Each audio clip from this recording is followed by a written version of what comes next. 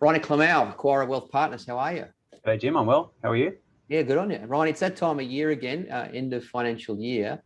Any specific advice you're giving to clients of Acquire Wealth Partners up there on the Gold Coast? Look, I think it always at this time of year where we are looking towards the end of the year for tax planning.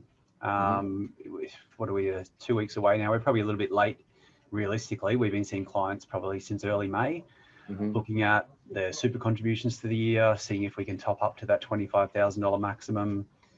Looking forward to next year, knowing it's bumping up to 27,500, so resetting some salary sacrifice arrangements. And also looking at extra contributions to super.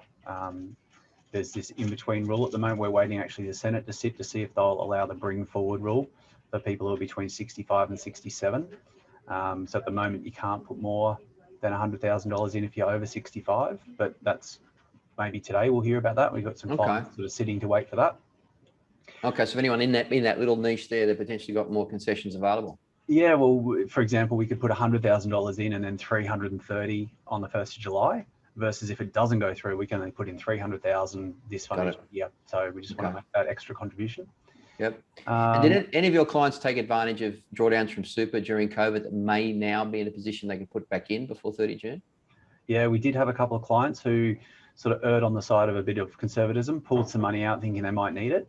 And then we've been looking at putting that back in, not to circumvent, the process, but just because it's the best option for them.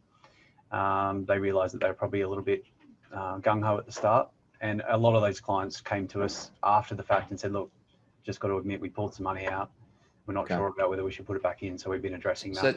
So overall super is still probably one of the best investments people could make.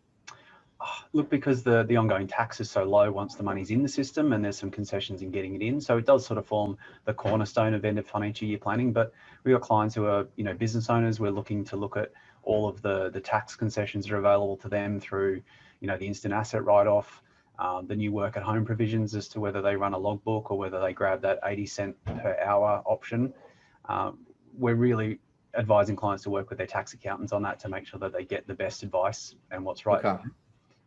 And so that 80 cents now, that is for anyone that may have worked from home, forced or otherwise during COVID, can without receipts claim up to about 80 cents in every hour work from home.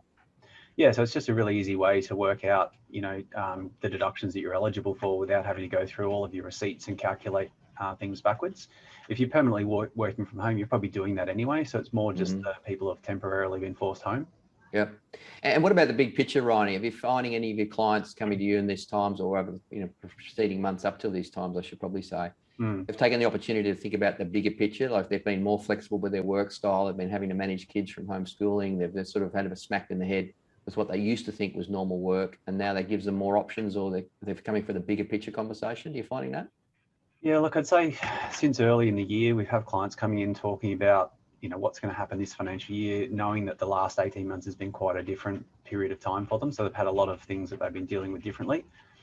But our approach is to always look at a broader picture for them and to really understand more deeply what are they trying to achieve longer term anyway, what's important to them, are they on the right path, where are they going wrong?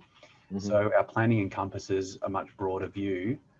Even though we're coming up to a tax planning period, we're looking at 5, 10, 15 years out where they need to be in order to get to their longer term goals as well. Yeah, and so that's as continues as always with Acquire Wealth Partners clients coming through. Okay, good. Anything else, Ronnie, that anyone at this particular time, 2 weeks out, it's pretty hard to get your final things in place?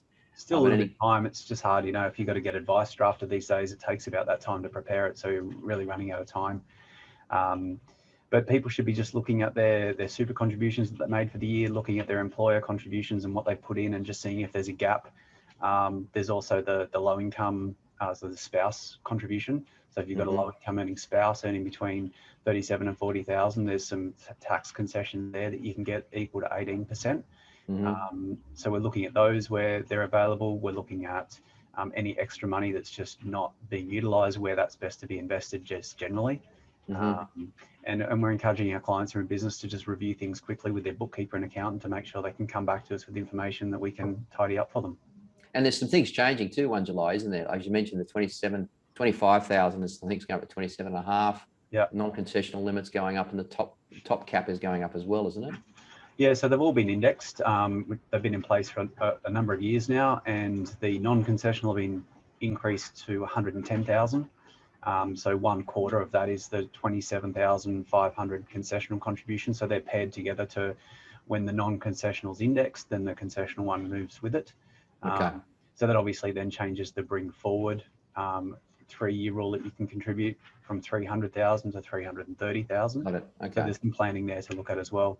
Yep. And so there's lots of different things. So I think in terms of getting advice is the main thing, and how it all works for you. Because some people just blanket away when they hear concessional, non-concessional, and caps and limits. It's just all double Dutch. Yeah, we try not to talk in jargon and make it simple for them. But at the end of the day, it's really about taking every little opportunity that they can to maximize their situation. And we had clients recently just going through, for example, a change of product, and we're looking at the fee comparisons for them, and they're like, how does a normal person just deal with all this stuff? And it is tough. They, a lot of times they're being overcharged, and they're missing out on, opportunities, and they're just lacking some discipline in a longer term planning sense. And that's really what we bring to the table for our clients. Yeah, I think that sense of confidence when they leave the meeting with yourself and Donna and team, that they walk away thinking, yep, it's all in order, and thank God you're there. Yeah. Ronnie, that's been great. Thanks very much. Awesome. Thanks for your time, Jim.